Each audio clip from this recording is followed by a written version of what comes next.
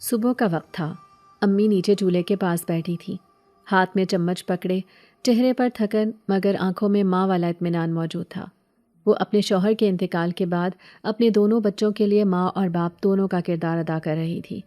انہوں نے اپنے بچوں کی تربیت بہت اچھے طریقے سے کی تھی۔ محلے والے ان کی تربیت کی مثال دیتے تھے۔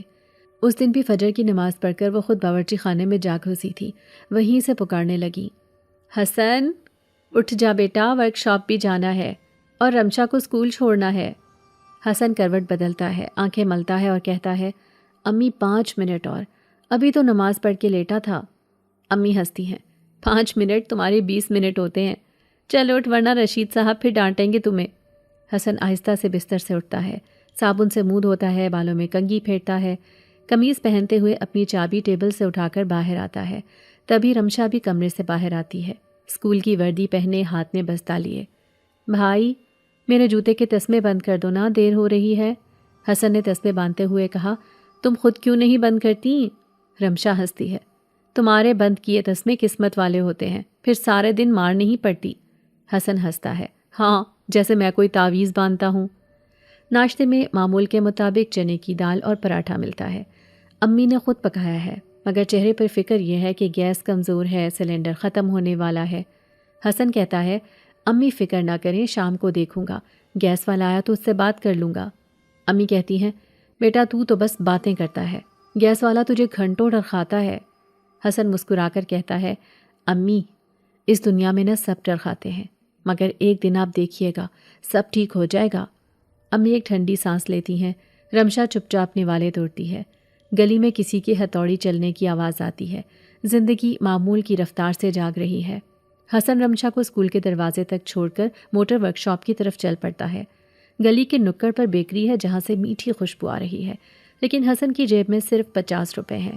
واپسی پر لوں گا، وہ خود سے کہتا ہے۔ ورک شاپ پہنچتے ہی رشید مستری کی چیخ سنائی دیتی ہے، اوئے حسن کہاں رہ گیا تو؟ کل والے کلچ پلیٹ کا کام ختم ہوا کہ نہیں؟ حسن ہانپتا ہوا کہتا ہے، بس ابھی آدھا رہ گیا تھا، آج مکمل کر لوں گا۔ رشید صاحب پان چباتے ہوئے بولتے ہیں، کام میں دل لگا، باتوں میں نہیں۔ دوپہر تک گرمی تیز ہو جاتی ہے۔ ورک شاپ کے پنکھے سے ہوا تو نکلتی ہے مگر گرم، تیل اور گریس کی بو، دھاتوں کی آوازیں، ہارنوں کی چنگھاڑ، سب کچھ ایک ساتھ گونجتا ہے۔ حسن اپنے ہاتھوں پر لگے کالے داغوں کو دیکھتا ہے اور سوچتا ہے، ابا ہوتے تو میں بھی کوئی ڈھنگ کا کام کرتا۔ وہ اکثر اپنے مرحوم والد کو یاد کرتا ہے جو یہی ورک شاپ چلاتے تھے۔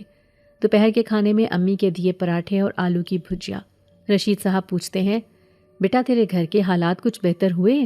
حسن بس اتنا کہتا ہے، بس جی جیسے تھے ویسے ہیں، مگر مجھے اللہ تعالیٰ سے اچھے کی امید ہے، یقیناً میرا وقت بھی بدلے گا۔ شام ڈھلنے لگتی ہے، گلی میں دکانوں پر بلب جلنے لگتے ہیں۔ حسن اپنے اوزار سمیٹتا ہے، ہاتھ دھوتا ہے اور گھر کی طرف روانہ ہو جاتا ہے۔ راستے میں ایک چپ چاپ لمحہ آتا ہے۔ آسمان پر اڑتے کبوتروں کا جھنڈ دیکھ کر وہ مسکرا دیتا ہے۔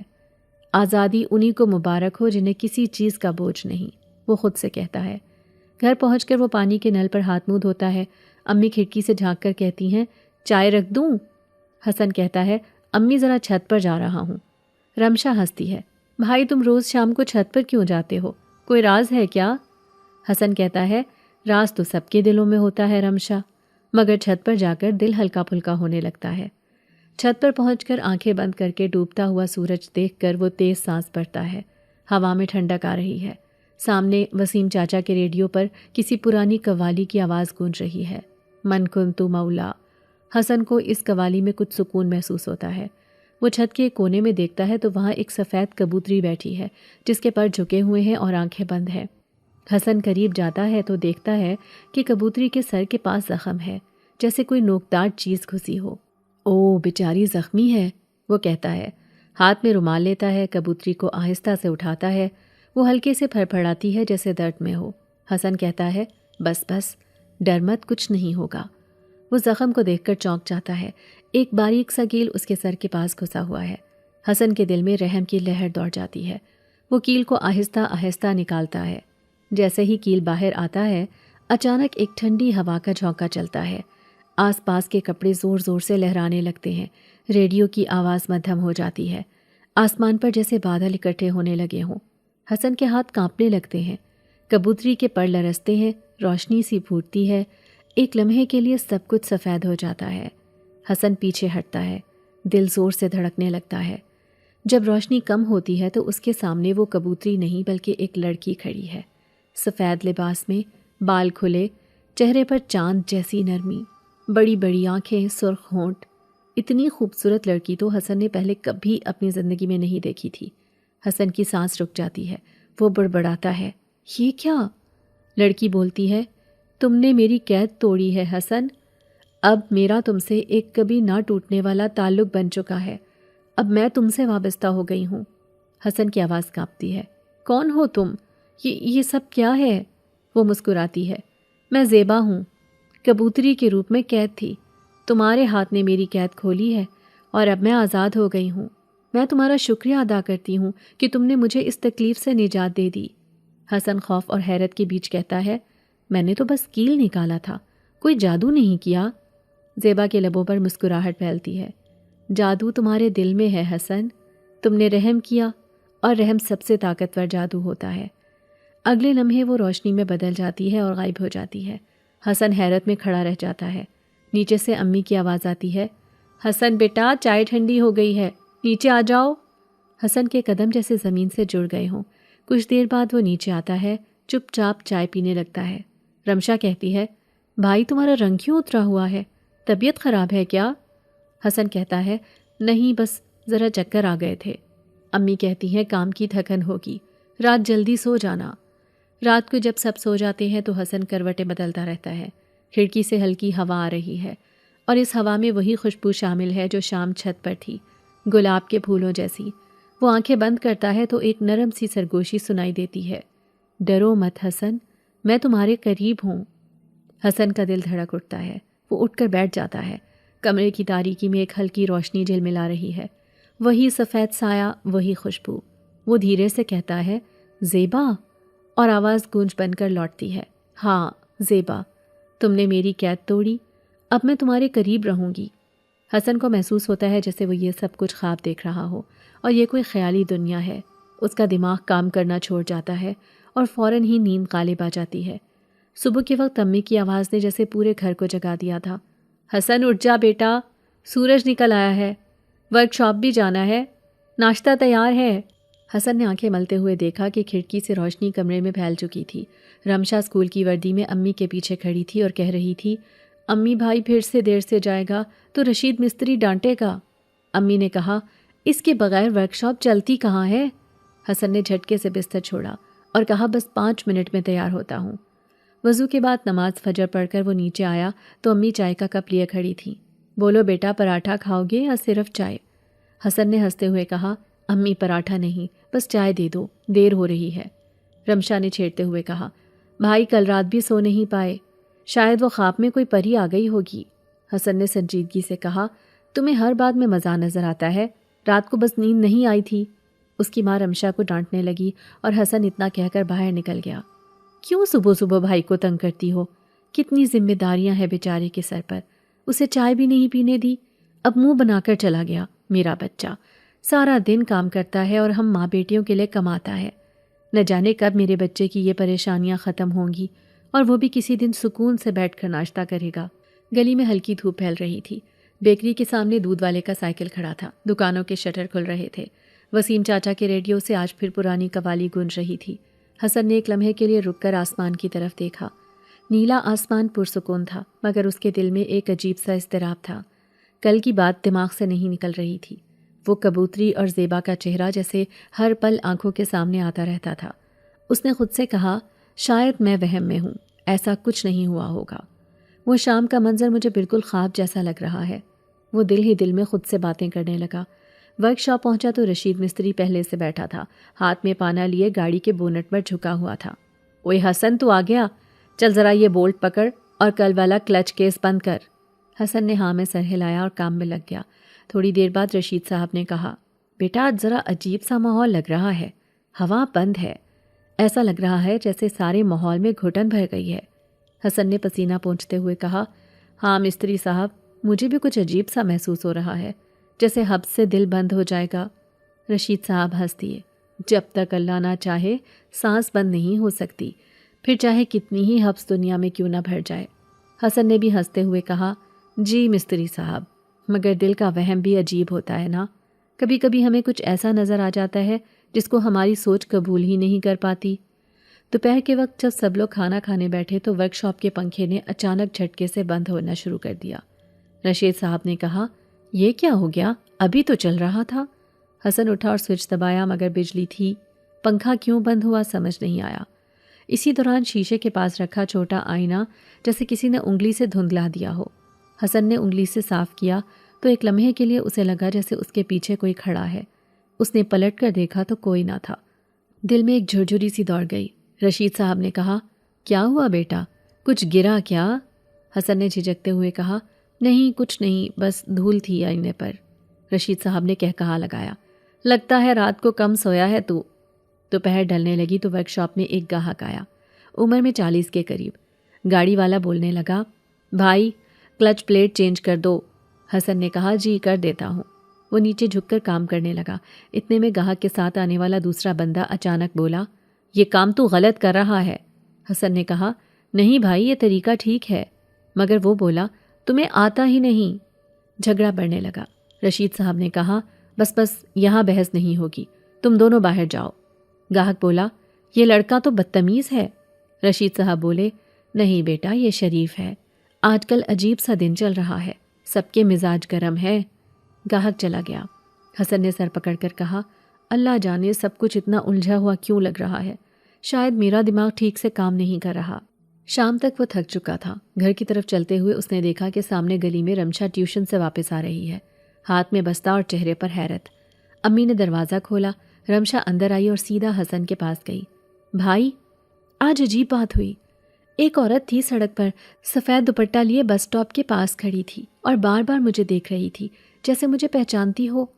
میں گزری تو اس نے مسکرا کر کہا، حسن کا حال پوچھنا، تمہارا بھائی ٹھیک ہے نا؟ حسن کے چہرے کا رنگ اڑ گیا۔ وہ بولا، اس نے تمہارے سامنے میرا نام لیا؟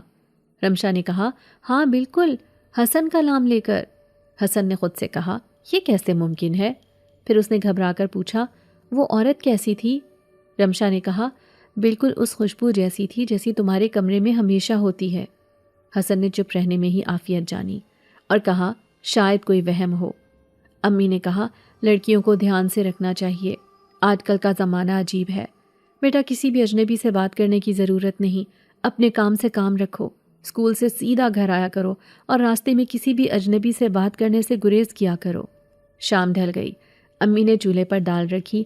حسن نے نلکے پر جا کر ہاتھ منہ دھوئے، پھر بولا، امی میں ذرا نہانے جا رہا ہوں۔ باتھ روم میں پانی ٹھنڈا تھا مگر اسے لگ رہا تھا جیسے کوئی اس کے ساتھ اندر موجود ہے۔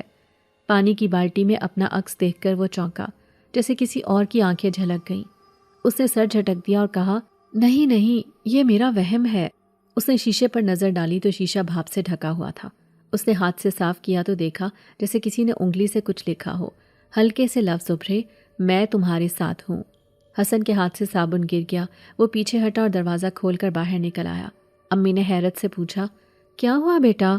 حسن نے کانپتی آواز میں کہا، کچھ نہیں امی، بس پانی زیادہ ٹھنڈا تھا۔ رات کا کھانا خاموشی سے ہوا۔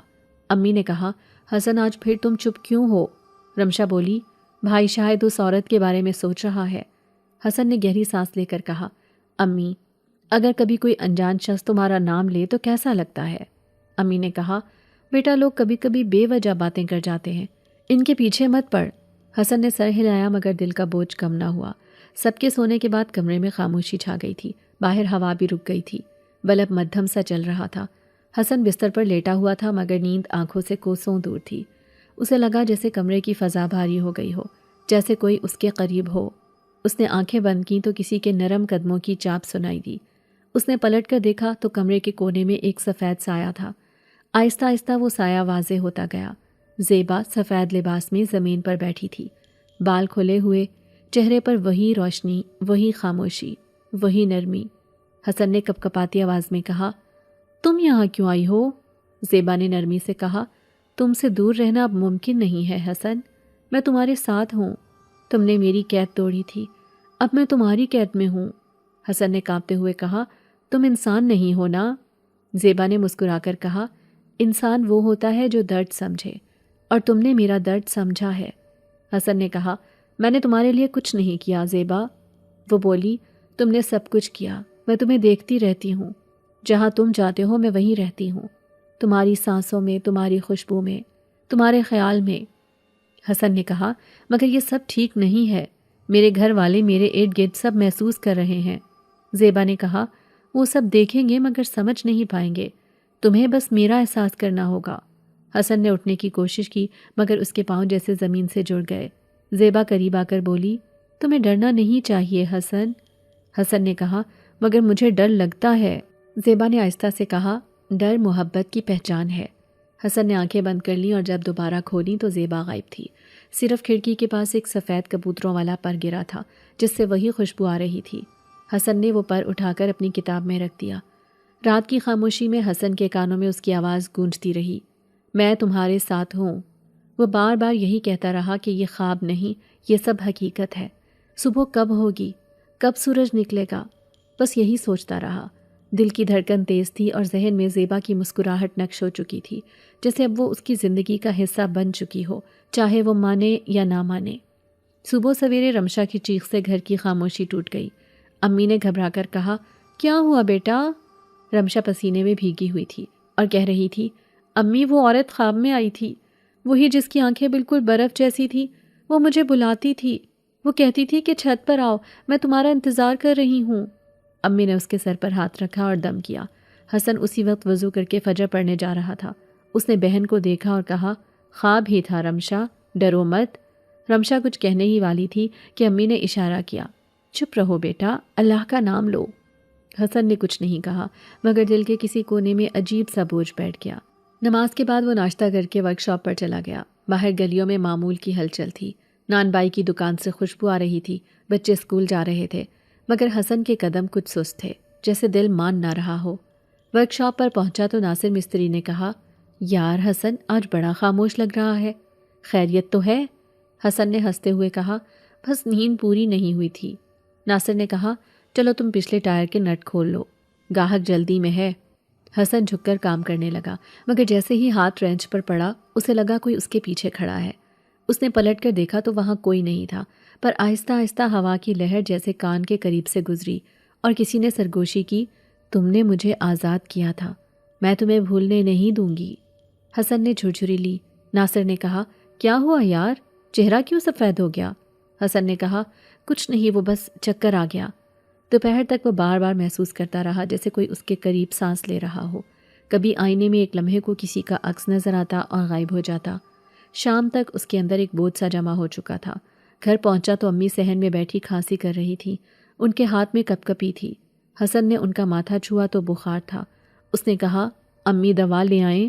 امی بولی، بس دم کر لوں گی بیٹا، کچھ دنوں سے گھر میں سکون نہیں، آج تو قرآن الماری سے خود گر گیا تھا، دودھ ابل کر اچانک بہہ جاتا ہے۔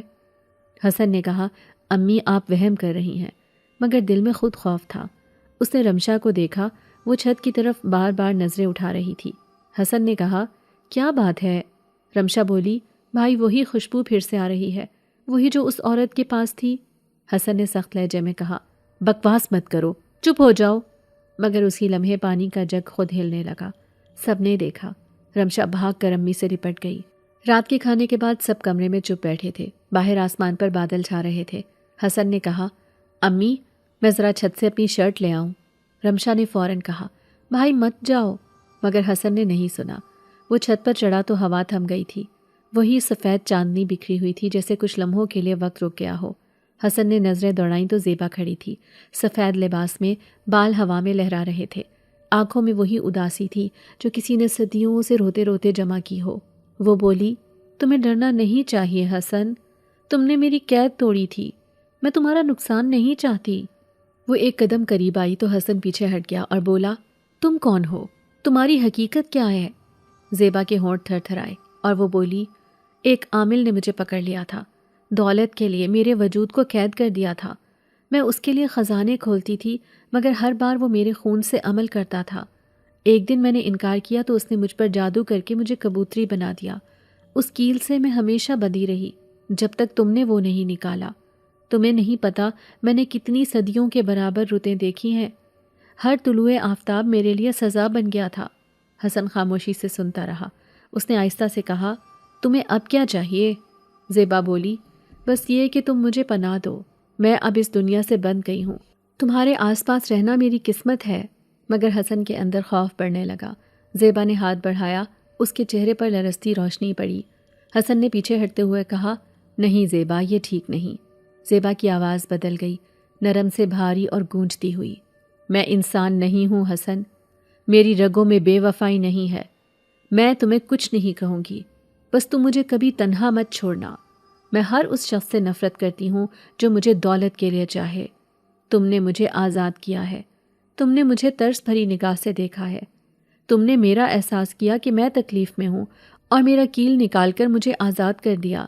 اس لیے اب میں تمہارے گھر تمہارے سائے میں رہوں گی۔ وہ بولی اور ایک لمحے میں غائب ہو گئی۔ حسن کے کانوں میں اس کی آواز گونجتی رہی، میں تمہارے ساتھ ہوں۔ اس رات امی کی حالت اچانک بگڑ گئی۔ رمشا دروازے کے پاس بیٹھی تھی اور بار بار کہہ رہی تھی، بھائی وہ عورت کھڑکی کے پاس کھڑی تھی، اس کی آنکھوں سے روشنی نکل رہی تھی۔ حسن کے قدم کانپنے لگے۔ اس نے قرآن اٹھایا اور تلاوت شروع کر دی۔ زیبا کی خوشبو پورے کمرے میں پھیل گئی، جیسے وہ کہہ رہی ہو کہ تمہارے ذکر سے مجھے تکلیف نہیں ہوتی، میں بری نہیں اچھے وجودوں میں سے ہوں، مگر انسانوں نے مجھے اندھیروں میں دھکیل دیا تھا۔ صبح فجر کے وقت جب سب تھک کر سو گئے تو چھت سے پر پھڑپھڑانے کی ہلکی ہلکی آواز آ رہی تھی۔ حسن نے آسمان کی طرف دیکھا، کہیں دور ایک سفید پرندہ چکر کاٹ رہا تھا اور اس کے دل میں سوال گونج رہا تھا کہ آخر زیبا کی قید ختم ہوئی یا کوئی نیا دائرہ شروع ہو گیا۔ صبح جب سورج کی ہلکی روشنی صحن کی دیوار پر پڑ رہی تھی تو امی کا کھانسی کا دورہ پھر سے شروع ہو گیا تھا۔ حسن نے پانی کا گلاس ان کے ہاتھ میں دیا، مگر ان کے ہاتھ کپ کپا رہے تھے۔ رمشا نے کہا، امی آپ مولوی صاحب کو بلا لیں، شاید گھر پر دم کروائیں تو بہتر ہو جائے۔ امی نے آہستہ سے کہا، ہاں بیٹا، کچھ دنوں سے دل گھبرا رہا ہے، کبھی کبھی تو یوں لگتا ہے جیسے کوئی چھت سے دیکھ رہا ہو۔ حسن چپ چاپ بیٹھا رہا، ناشتہ بھی نہیں کیا، بس چائے کا ایک گھونٹ لیا اور ورک شاپ جانے کے لیے تیار ہوا۔ باہر گلی میں دھوپ پھیل رہی تھی، مگر اس کے دل میں اندھیرا سا چھا رہا تھا۔ راستے میں ناصر ملا اور اس نے کہا، یار حسن، آج تو پھر تمہارا چہرہ بجھا ہوا ہے، گھر میں سب ٹھیک تو ہے؟ حسن نے تھوڑا جھوٹ بول دیا کہ سب ٹھیک ہے، بس امی کی طبیعت کچھ خراب ہے۔ ناصر نے کہا، دعا کرو اللہ شفا دے، شام کو جلدی نکل جانا گھر کے لیے۔ حسن نے سر ہلا دیا۔ دن بھر کام کے دوران وہ سوچتا رہا کہ زیبا اب کیوں نہیں آئی، کیا وہ چلی گئی ہے یا کہیں قریب ہے؟ دوپہر میں ایک لمحے کے لیے اس نے محسوس کیا جیسے ورک شاپ کی دیوار کے اوپر کوئی پرندہ بیٹھا ہو اور اسے مسلسل دیکھ رہا ہو، مگر پلک جھپکنے میں وہ غائب ہو گیا۔ شام کے وقت جب وہ گھر واپس آیا تو رمشا صحن میں بیٹھی تھی اور اس کے چہرے پر ایک عجیب سا سکون بھی تھا اور ڈر بھی۔ اس نے کہا، بھائی امی نے مولوی صاحب کو بلا لیا ہے، وہ مغرب کے بعد آئیں گے۔ حسن نے کہا، ٹھیک ہے، پانی گرم کر دو، میں وضو کر کے آتا ہوں۔ امی کمرے میں بیٹھی قرآن پڑھ رہی تھی، مگر ان کے ہاتھ کانپ رہے تھے۔ انہوں نے کہا، بیٹا کچھ پڑھو تاکہ گھر میں برکت ہو۔ حسن نے کہا، امی برکت تو آتی ہے، مگر اگر دل مطمئن ہو تو۔ امی نے افسردہ لہجے میں کہا، دل کب مطمئن رہا ہے بیٹا؟ کچھ دن سے مجھے لگتا ہے تم نے کوئی ایسا بوجھ اٹھا لیا ہے جو ہم سب پر اثر ڈال رہا ہے۔ حسن نے نظریں جھکا لیں۔ کچھ دیر بعد اذان ہوئی۔ رمشا نے کہا، مولوی صاحب آ گئے۔ امی نے کہا، بیٹا ادب سے پیش آنا ان کے ساتھ۔ حسن نے سر ہلایا اور دروازہ کھولا۔ مولوی صاحب سفید کپڑوں میں تھے، ہاتھ میں چھوٹی سی بوتل تھی اور لبوں پر تسبیح کی دھیمی آواز۔ وہ بیٹھے تو صحن کی فضا ایک دم سے رک سی گئی۔ امی نے کہا، مولوی صاحب کچھ دنوں سے گھر میں عجیب باتیں ہو رہی ہیں، کبھی بلب بجھ جاتے ہیں، کبھی چیزیں خود ہلتی ہیں، کبھی رات کو آوازیں آتی ہیں۔ مولوی صاحب نے سر ہلایا اور کہا، بیٹی یہ سب تمہارے وہم بھی ہو سکتے ہیں، مگر اگر کچھ ہے تو انشاءاللہ اللہ کے کلام سے ٹھیک ہو جائے گا۔ حسن اندر سے پانی لے آیا۔ مولوی صاحب نے آہستہ کہا، تم سب دل سے آمین کہنا، میں پڑھنا شروع کرتا ہوں۔ صحن میں خاموشی چھا گئی۔ رمشا ماں کے قریب بیٹھ گئی۔ حسن دروازے کے پاس کھڑا تھا۔ ہوا جیسے تھم گئی ہو۔ مولوی صاحب کی آواز بھاری مگر پرسکون تھی۔ کچھ لمحوں بعد امی کی آنکھوں سے آنسو بہنے لگے۔ رمشا نے کہا، امی کیا ہوا؟ امی نے آہستہ سے کہا، بیٹی جیسے کوئی دل پر بوجھ رکھ رہا ہو۔ حسن نے ان کی طرف بڑھنے کی کوشش کی، مگر مولوی صاحب نے ہاتھ سے اشارہ کیا کہ نہیں بیٹا ابھی مت آؤ، میں پڑھ رہا ہوں اور دل ہی دل میں دعا کر رہا ہوں کہ جو بھی ہے وہ دور ہو جائے۔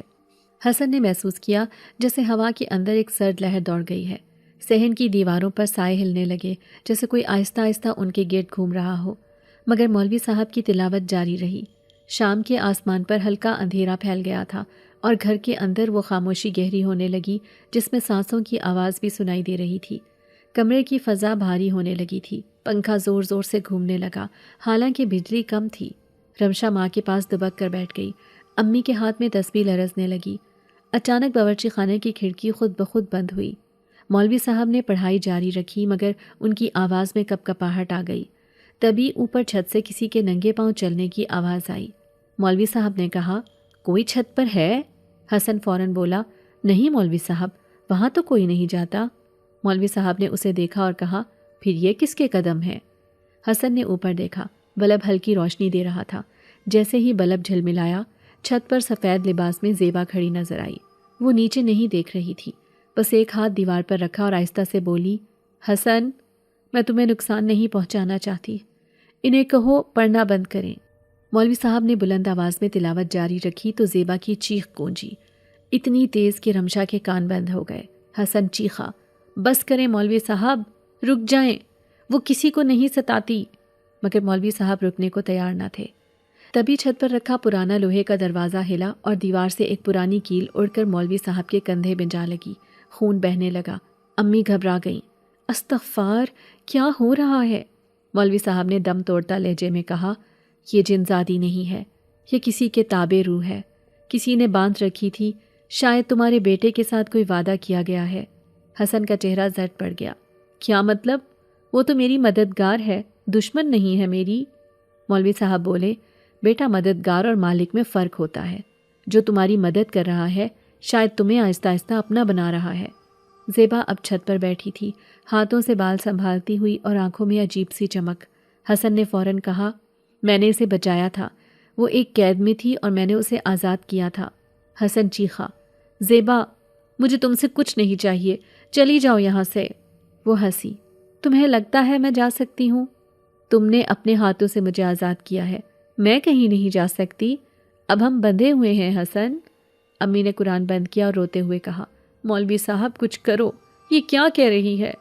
مولوی صاحب بمشکل کھڑے ہوئے، اب بہت دیر ہو چکی ہے، اب اس رشتے کو توڑنا آسان نہیں، تمہارا بیٹا اب اس کے دائرے میں آ چکا ہے، اگر زور ڈالا تو دونوں میں سے ایک ختم ہو جائے گا۔ رمشا نے خوفزدہ ہو کر بھائی کا ہاتھ پکڑا، بھائی تم وعدہ توڑ دو، تم کچھ بھی کرو مگر وہ یہاں نہ رہے، ہمیں بہت ڈر لگ رہا ہے، کہیں وہ ہمیں کوئی نقصان نہ پہنچا دے۔ حسن خاموش رہا۔ زیبا کی آنکھیں اس کی آنکھوں سے ملی جیسے کوئی پرانی پہچان جاگ رہی ہو۔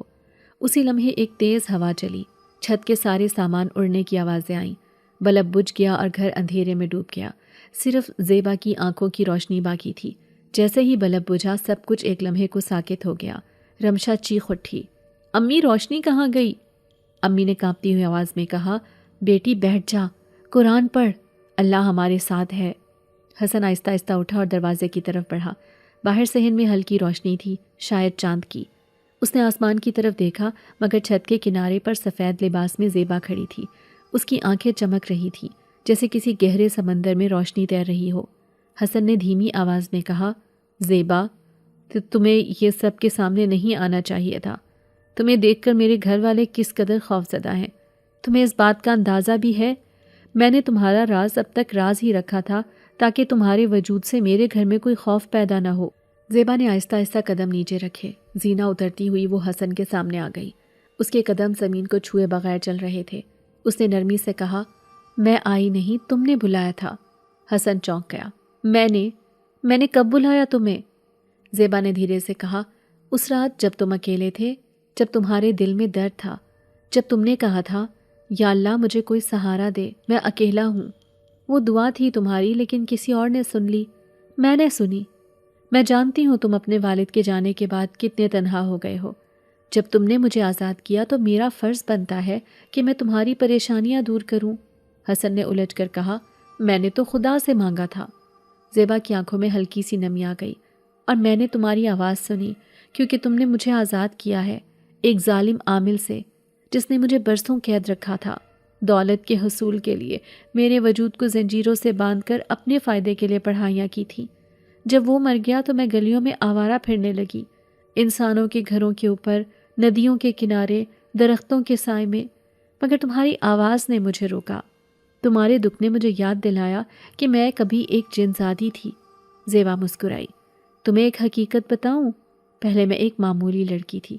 میرا نام زیبا تھا، میرا تعلق ایک پرانے علاقے سے تھا۔ میں عامر کے پاس اپنی ماں کے علاج کے لیے گئی تھی۔ اس نے کہا کہ دعا کے بدلے میں کچھ پڑھنا ہوگا۔ میں نے پڑھا مگر وہ الفاظ میرے لیے زنجیر بن گئے۔ میں نہ مر سکی نہ جی سکی۔ اس نے مجھ سے اتنے عمل کروائے کہ میں ایک طاقتور جن زادی بن گئی۔ پھر اس نے مجھے اپنے مطلب کے لیے استعمال کرنا شروع کر دیا۔ میں نے کئی چلے کاٹے تھے جس کی وجہ سے مجھے جن زادی کی طاقتیں مل گئی تھیں۔ وہ مجھے اپنے مطلب کے لیے استعمال کرتا رہا۔ پھر جب میں نے انکار کیا تو اس نے مجھے ایک کبوتری میں قید کر دیا۔ تمہاری دعا نے مجھے کھینچا۔ میں تمہاری چھت پر اس لیے آئی کہ وہی جگہ تھی جہاں تم نے آسمان کی طرف دیکھ کر دعا مانگی تھی، مدد مانگی تھی۔ تمہاری آواز اسی چھت سے آسمان تک گئی تھی۔ تمہاری دعا نے مجھے کھینچا۔ میں تمہاری چھت پر اس لیے آئی کہ وہی جگہ تھی جہاں تم نے آسمان کی طرف دیکھ کر مدد مانگی تھی۔ تمہاری آواز اسی چھت سے آسمان تک گئی تھی۔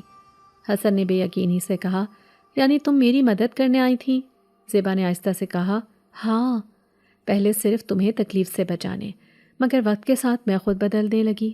تمہارے کام میں ہاتھ بٹانا، تمہاری امی کی دعا سننا، تمہاری بہن کی مسکراہٹ دیکھنا، یہ سب مجھے یاد دلانے لگا کہ میں بھی کبھی انسانوں میں رہتی تھی۔ تمہارے گھر کی خوشبو، تمہاری محنت، تمہاری باتیں، سب کچھ مجھے اپنی کھوئی ہوئی زندگی کی یاد دلاتا رہا۔ حسن نے گہری سانس لی۔ لیکن زیبا، تمہارے آنے کے بعد گھر میں عجیب واقعات شروع ہو گئے۔ بلب جل ملانے لگے، دروازے خود بند ہو جاتے ہیں، امی بیمار رہتی ہیں۔ کیا یہ سب تم کرتی ہو؟ زیبا نے نظریں جھکائیں۔ نہیں، میں نہیں۔ جب میں تمہارے قریب آئی تو کچھ اور بھی میرے پیچھے آ گئے۔ وہی جو عامل کی خدمت کرتے تھے، اس کے قیدی، وہ اب مجھے ڈھونڈ رہے ہیں۔ وہ تمہیں نقصان پہنچا کر مجھے کمزور کرنا چاہتے ہیں۔ میں تمہیں بچاتی ہوں مگر تمہارے گھر کے آس پاس جو کچھ ہوتا ہے وہ ان کی موجودگی ہے۔ حسن نے کہا، تو تم چلی کیوں نہیں جاتی؟ ان سے دور کیوں نہیں چلی جاتی؟ زیبا نے افسردگی سے کہا، میں جا نہیں سکتی۔ تمہاری چھت میری پناہ ہے۔ تمہارا نام میرے بندھن میں لکھا جا چکا ہے۔ جب تم نے اس رات دل سے مدد مانگی، تم نے ان الفاظ میں اپنی روح کا ایک حصہ دے دیا۔ تم نہیں جانتے مگر تم نے میرے لیے دروازہ کھولا تھا۔ اب جب تک میں تمہاری زندگی سے آزاد نہ ہو جاؤں، نہ میں جا سکتی ہوں نہ تم سکون سے رہ سکتے ہو۔ حسن کے قدم لڑکھڑا گئے۔ تو اب کیا ہوگا؟ کیا تم ہمیشہ یہیں رہو گی؟ زیبا نے نرمی سے کہا، یہ تو تم پر ہے۔ اگر تم میرا دکھ سنو، میری دعا میں میرا ساتھ دو تو شاید مجھے آزادی مل جائے، ورنہ میں تمہارے ساتھ ہی رہوں گی جیسے سایہ جسم کے ساتھ رہتا ہے۔ رمشا کی آواز آئی، بھائی کہاں ہو؟ حسن نے پلٹ کر دیکھا تو زیبا غائب تھی۔ صرف ہلکی سی خوشبو فضا میں باقی تھی جیسے چنبیلی اور راکھ ملی ہو۔ امی نیچے سے بولی، بیٹا دروازہ بند کر دو، رات گہری ہو گئی ہے۔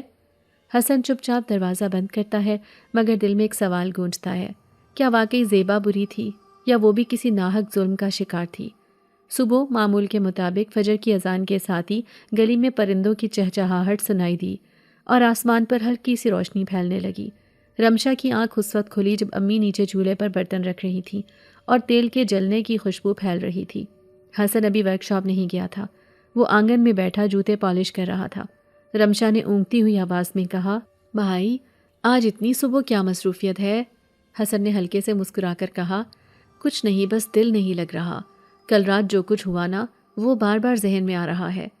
رمشا نے خاموشی سے اس کی طرف دیکھا، پھر آہستہ سے بولی، بھائی اگر کوئی بات ہے تو مجھے بتا دو، میں سمجھ لوں گی۔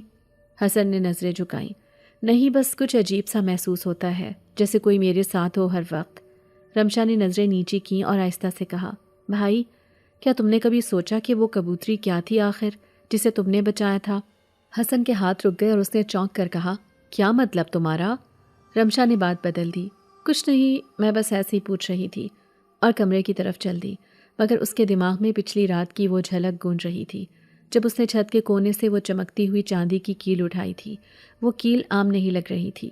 مولوی صاحب نے ان لوگوں کو یقین دلایا تھا کہ وہ دم کیا ہوا پانی بھیجیں گے اور اس کو گھر میں چھڑکنے سے اس جنزادی کی روح یہاں سے چلی جائے گی۔ رمشا کے دل میں تجسس نے جگہ بنائی، اس نے وہ کیل اپنی دراز میں چھپا دی اور اسکول جانے کی تیاری شروع کر دی۔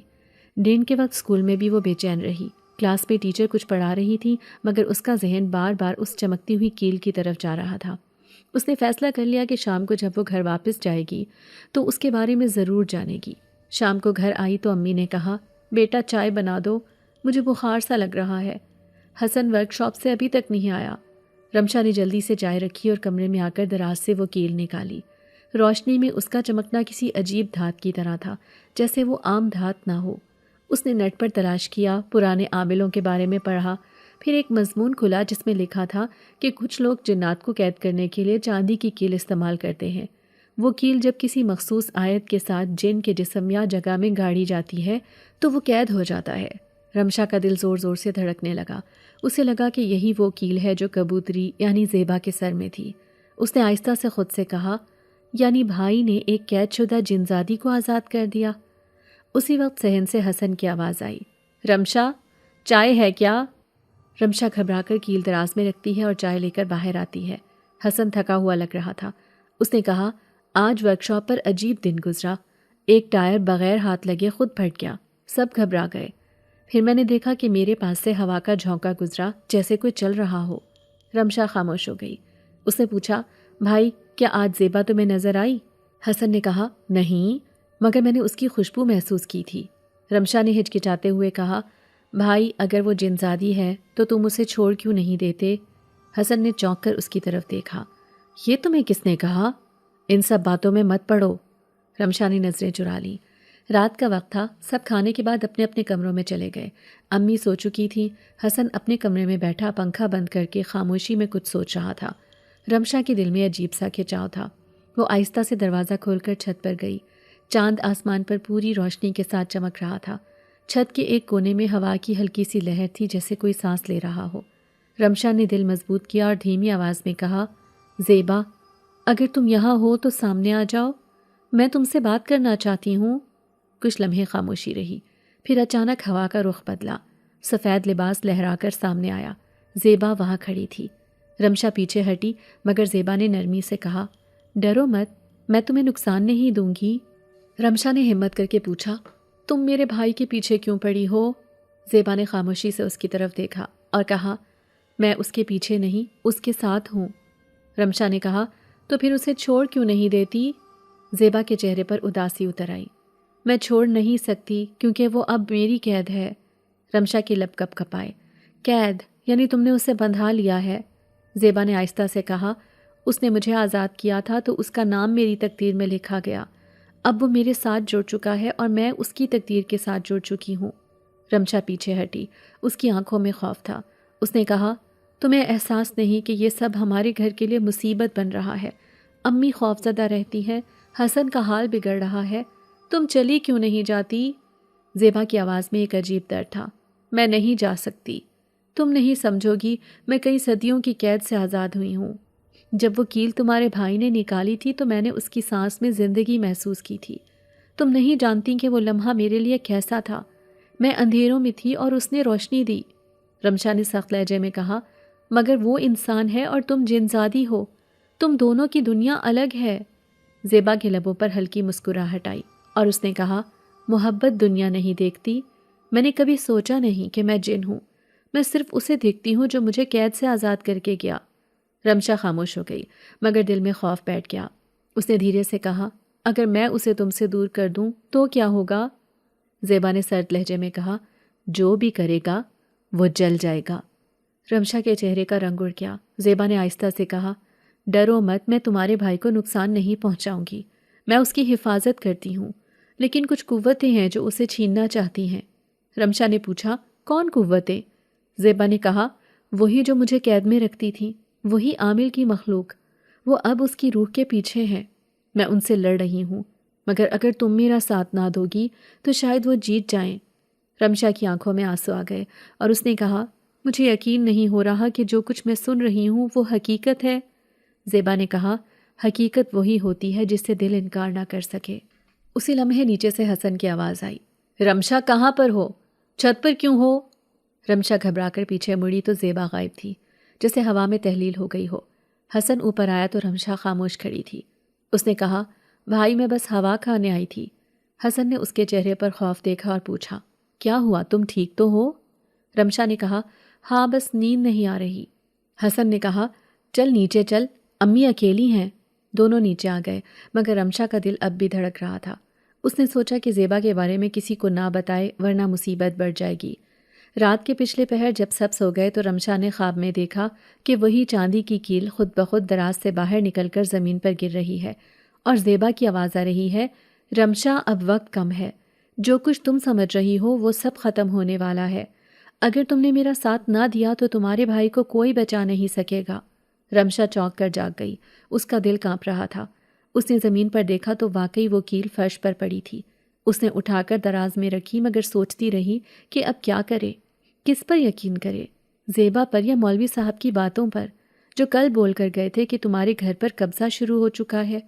صبح سورج نکلا تو سب کچھ عام سا لگ رہا تھا مگر رمشا کے دل میں اب ایک نئی جنگ شروع ہو چکی تھی۔ ایک طرف بھائی کی محبت، دوسری طرف وہ خوف جسے زیبا کی باتوں نے جنم دیا تھا۔ اسے محسوس ہو رہا تھا کہ کہانی ابھی ختم نہیں ہوئی بلکہ اب اصل آغاز ہونے والا ہے اور اس کے درمیان کہیں وہ خود پھنس چکی ہے۔ رات بہت بھاری تھی، جیسے ہوا میں کوئی بوجھ لٹکا ہوا ہو۔ ہر طرف ایک غیر محسوس دباؤ تھا۔ صحن کے درخت کے پتے بھی ہل نہیں رہے تھے۔ گھر میں خاموشی اس طرح پھیلی تھی جیسے وقت رک گیا ہو۔ امی کی سانسوں کی آواز کمرے میں مدھم سنائی دے رہی تھی اور حسن بستر پر پڑا تھا۔ رمشا کے ہاتھ کانپ رہے تھے۔ اس نے حسن کا ماتھا چھوا تو پسینے سے تر تھا۔ اس نے گھبرا کر پانی کا گلاس اٹھایا مگر جیسے ہی پانی لبوں سے لگانے لگی حسن کا ہاتھ جھٹک کر نیچے گر گیا۔ رمشا کی آنکھوں سے آنسو بہنے لگے۔ حسن کو تیز بخار ہو رہا تھا، جیسے وہ اندر ہی اندر کسی بڑی تکلیف سے جل رہا ہو۔ اسی لمحے دروازے کے باہر ہوا کا ایک جھونکا آیا اور دروازہ آہستہ سے کھل گیا۔ رمشا نے دیکھا زیبا سفید لباس میں کھڑی تھی۔ اس کے چہرے پر آنسو بہہ رہے تھے اور اس کے ہاتھ لرز رہے تھے۔ وہ آہستہ سے کمرے میں آئی۔ رمشا پیچھے ہٹ گئی۔ زیبا کی آواز بھاری تھی۔ میں نے تمہیں کہا تھا اگر تم اسے مجھ سے دور کرنے کی کوشش کرو گی تو وہ مر جائے گا۔ رمشا نے لرزتی آواز میں کہا۔ تم اس سے محبت کا دعویٰ کرتی ہو اور اس کی جان لے رہی ہو؟ زیبا چیخ پڑی۔ میں نہیں لے رہی، میں روکنے کی کوشش کر رہی ہوں مگر وہ قوتیں جو مجھے قید کرتی تھیں وہ اب اس کی روح کو قید کر چکی ہیں۔ میں اس کے لیے لڑی ہوں، میں نے ان سے جنگ کی ہے مگر اب میں کمزور پڑ گئی ہوں۔ رمشا نے آگے بڑھ کر کہا، اگر تم واقعی اس سے محبت کرتی ہو تو اسے آزاد کر دو۔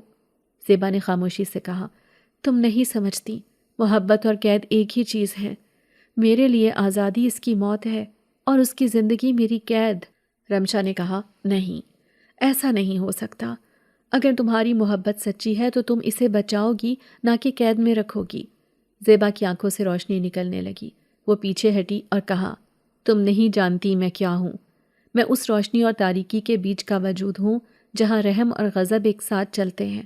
میں انسان کی طرح رو سکتی ہوں مگر جنات کی طرح جل بھی سکتی ہوں۔ رمشا نے قرآن الماری سے نکالا۔ اس کے ہاتھ لرز رہے تھے۔ اس نے دل ہی دل میں کہا، یا اللہ، اگر میں غلط کر رہی ہوں تو مجھے روک لینا، اگر میں درست ہوں تو میرے بھائی کو بچا لینا۔ اس نے قرآن کھولا۔ زیبا چیخی، نہیں رمشا، مت پڑھنا، تم نہیں جانتی اس کے کیا نتائج ہوں گے۔ رمشا نے پرعزم لہجے میں کہا، تم نے اسے اس حال تک پہنچایا ہے، اب میں خاموش نہیں رہوں گی۔ اس نے بلند آواز میں تلاوت شروع کی۔ زیبا کے چہرے پر تکلیف کے آثار بڑھنے لگے۔ اس کے قدم پیچھے ہونے لگے۔ کمرے کی لائٹ خود بخود ٹمٹمانے لگی۔ کھڑکی کے پردے پھڑپھڑانے لگے۔ امی خوف سے چیخیں، بیٹی بند کر دو، کچھ نہ پڑھو۔ مگر رمشا کے اندر اب خوف کی جگہ ہمت آ چکی تھی۔ اس کی آواز اونچی ہوتی گئی۔ زیبا کے گرد روشنی پھیلنے لگی۔ وہ روتی جا رہی تھی اور کہہ رہی تھی، بس کرو رمشا، مجھے درد ہو رہا ہے، میں اس سے دور نہیں جانا چاہتی۔ مگر رمشا نے تلاوت جاری رکھی۔ حسن کے ہونٹ ہلنے لگے۔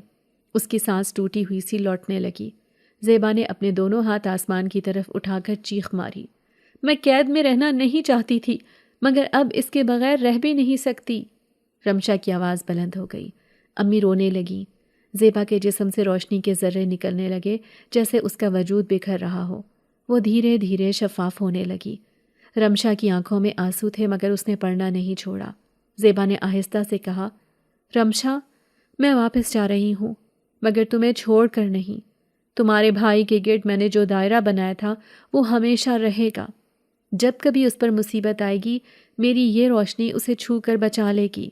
میں اب بندھن میں نہیں رہنا چاہتی مگر میں محبت میں رہوں گی۔ یہ کہتے ہی زیبا کے قدم زمین سے اوپر اٹھ گئے۔ کمرے میں چمک پھیل گئی جیسے سورج اچانک اندر آ گیا ہو۔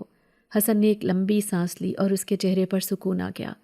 رمشا نے قرآن بند کیا اور زمین پر گر گئی۔ زیبا کی روشنی آہستہ آہستہ ہوا میں تحلیل ہو گئی۔ صرف ایک خوشبو باقی رہ گئی جو چنبیلی اور آنسوؤں کا امتزاج لگ رہی تھی۔